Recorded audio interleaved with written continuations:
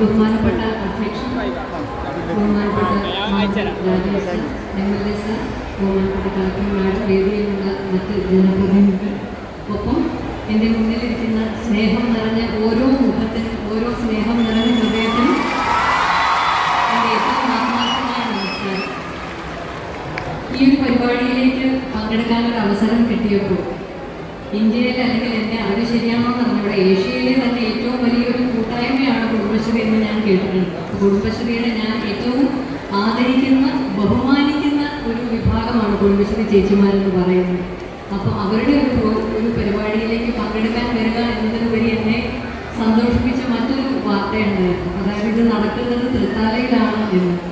നമുക്ക് അറിയാം, കേരളത്തിൽ ഇന്ന് ഒരു ഗ്രാമീണ ഭംഗിയുടെ ഒരു ഉൾത്തുടിപ്പൊക്കെ കാത്തു സൂക്ഷിക്കുന്ന നാടുകൾ, ആ നാടുകളുടെ എണ്ണം ക്രമേണ പുറത്തുകൊണ്ട് വരുന്നുണ്ട് എന്ന് നമുക്ക് എല്ലാവർക്കും അറിയാം. പക്ഷേ തൃത്താല അങ്ങനെയുള്ളൊരു സ്ഥലമല്ല. എനിക്ക് ഈ ഭാഗത്തേക്ക് വരാനും ഈ നാട് കാണാൻ പല അവസരങ്ങളിൽ ഈ നാട്ടിൽ കൂടെയൊക്കെ ഞാൻ സഞ്ചരിച്ചിട്ടുണ്ട്. പണ്ട് ഒരുപാട് വർഷങ്ങൾക്ക് മുമ്പ് തൂവൽ കൊട്ടാരമാണ് എന്നാണ് എൻ്റെ ഓർമ്മ. എൻ്റെ ഒരു സിനിമയുടെ ചിത്രീകരണത്തിന് തൃത്താലയിൽ വന്നിട്ടുമുണ്ട്.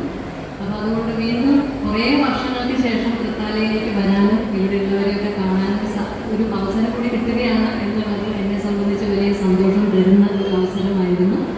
പിന്നെ ഈ സരസ് മേള, ഈ സരസ് എന്ന വാക്കിൻ്റെ അർത്ഥം ഒരുമാതിരി എല്ലാവർക്കും അറിയാമെന്ന് തോന്നുന്നു. ഒരു തടാകം, ഒരു വലിയൊരു തടാകം എന്നാണ് സരസിൻ്റെ അർത്ഥം. ഇവിടെ ഏറ്റവും അന്വർത്ഥമായിട്ടുള്ളൊരു പേര് തന്നെയാണ് ഈ മേളയ്ക്കുള്ളതെന്ന് എനിക്ക് തോന്നിയിട്ടുണ്ട്.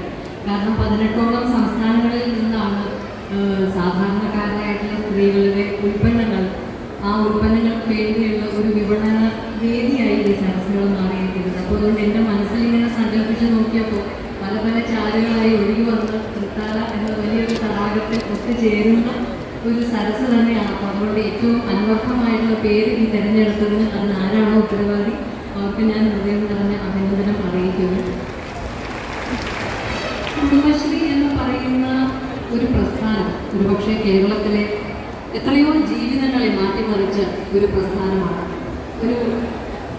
ഒന്ന് തളർന്നോ അല്ലെങ്കിൽ മുഷിഞ്ഞോ എവിടെയെങ്കിലും മാറി ജീവിക്കുന്ന ഒരുപാട് പേർക്ക് വലിയ തെളിമ കൊടുത്തിട്ടുള്ള ഒരു പ്രസ്ഥാനമാണ് കുടുംബശ്രീ. അങ്ങനെയുള്ള ജീവിത സാഹചര്യം ഓർക്കുമ്പോൾ എൻ്റെ മനസ്സിൽ അറിയാതെ വന്നു പോകുന്ന ഒരു ഉദാഹരണമാണ്.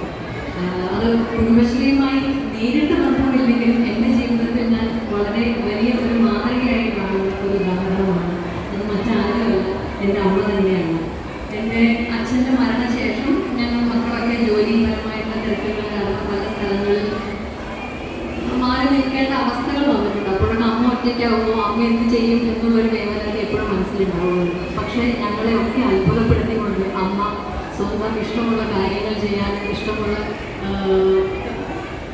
സ്ഥലങ്ങളിൽ പോകാനും സ്വയം ഒരു എഫേർട്ട് എടുത്തുകൊണ്ട് കർമ്മകളി പഠിക്കാനും മോഹിനിയാട്ടം പഠിക്കാനും തിരുവാതിരക്കളി പഠിക്കാനും ഇപ്പോൾ ഒരു സുഹൃത്ത് സംഘം ഉണ്ടാക്കുവാനും അതേപോലെ അമ്മയുടെ തന്നെ സ്വന്തം വേദികളും സ്വന്തം സന്തോഷം കിട്ടുന്ന ഒത്തുചേരലുകളും എല്ലാം സ്വയം കണ്ടുപിടിച്ച് സന്തോഷിക്കുന്ന ഒരു അമ്മയാണ് ഞാൻ കണ്ടത്. അപ്പം അതുകൊണ്ട് എന്നെ അത് വല്ലാതെ മോട്ടിവേറ്റ് ചെയ്തിട്ടുണ്ട്, ഇൻസ്പയർ ചെയ്തിട്ടുണ്ട്.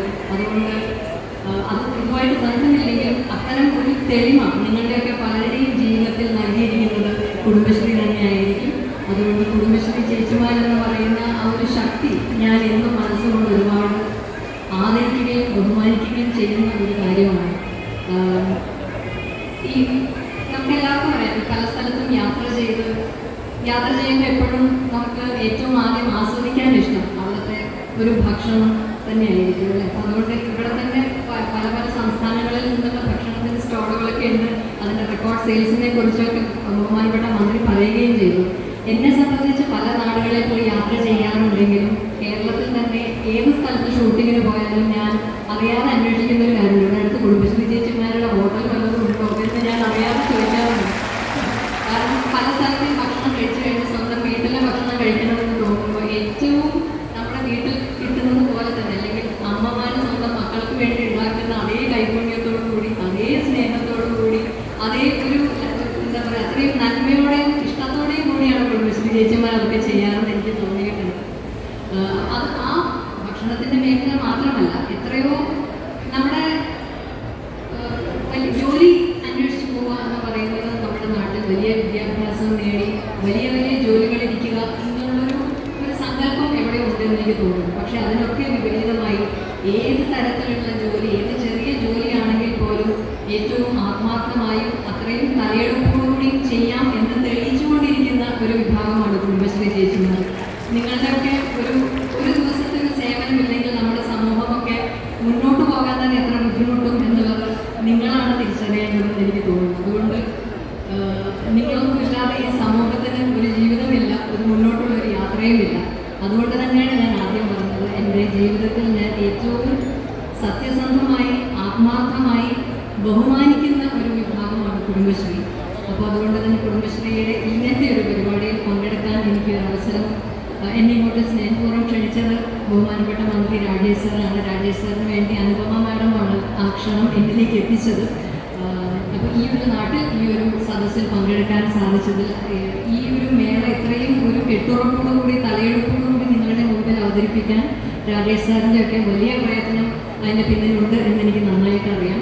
ഇത് മാത്രമല്ല, അദ്ദേഹത്തിൻ്റെ സ്വന്തം മണ്ഡലമായ തൃത്താലയിലാണ് ഈ സമാപന ചടങ്ങ് നമ്മൾ ആഘോഷിക്കുന്നത് എന്നുള്ളൊരു പ്രത്യേകത എനിക്ക് ഒരുപാട് വലിയ സന്തോഷം നൽകുന്നുണ്ട്.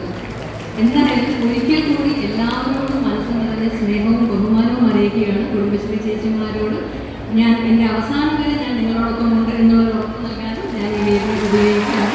എല്ലാവർക്കും നന്മകളാകട്ടെ, സന്തോഷവും ആരോഗ്യവും മനസ്സമാധാനവും ഉള്ള ഒരു ജീവിതം എല്ലാവർക്കും ഉണ്ടാവട്ടെ എന്ന് ആശംസിച്ചുകൊണ്ട് എല്ലാവർക്കും ഹാപ്പി ന്യൂ ഇയർ പറഞ്ഞല്ലോ. എല്ലാവർക്കും കൂടുതൽ ആശംസകൾ. ഒരുപാട് ഒരുപാട് ഒരുപാട് സ്നേഹം. അങ്ങോട്ട് കയറി വന്നപ്പോൾ എനിക്ക് ഒരുപാട് ഉമ്മകൾ കിട്ടി, ഒരുപാട് സ്നേഹം നിറഞ്ഞ പുഞ്ചിരികൾ കിട്ടി. അപ്പോൾ തിരിച്ചങ്ങോട്ടും